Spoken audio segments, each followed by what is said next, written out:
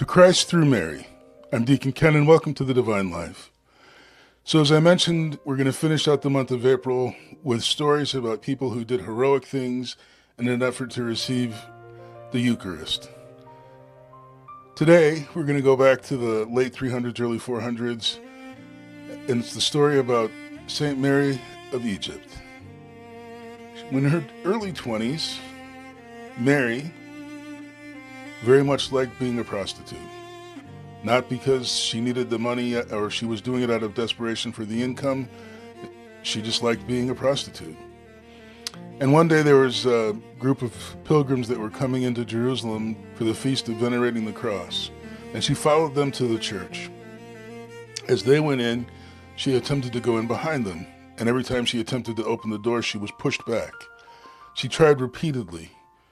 And finally she realized it was her lifestyle that was preventing her from entering into the church. She immediately fell down and turned to our Blessed Mother and asked her to intercede for her, that she might be forgiven and be able to venerate the cross. After praying, she stood up, the door opened, she venerated the cross, and in an effort to no longer live the lifestyle, she fled to the desert where she would spend the rest of her life. 46 years into her being in the desert, there was a monk, I'm going to say his name incorrectly, but I'm going to try my best, Zosimus of Palestine. And he went into the desert for 40 days as a sacrifice for Lent. About 20 days in, he sees Mary, and she's fleeing from him, and he's trying to catch up with her. And when he did catch up with her, she turned to him, she knew his name, and asked him for his cloak. He had never met her before, so he was in shock that she knew who he was. He gave her cloak, heard her confession, came back a year later and gave her communion, which was all she wanted. She received communion for the first time in 47 years. She passed away shortly thereafter.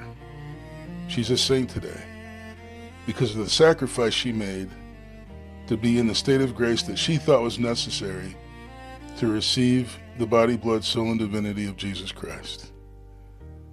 What are we willing to do to stay in a state of grace so that we have the opportunity to receive Christ every time we attend Mass? Thank you for listening. Thank you for watching. I hope you like our divine moments. Please like, subscribe, and share. Until we meet again, may the peace of Christ be with you today and always.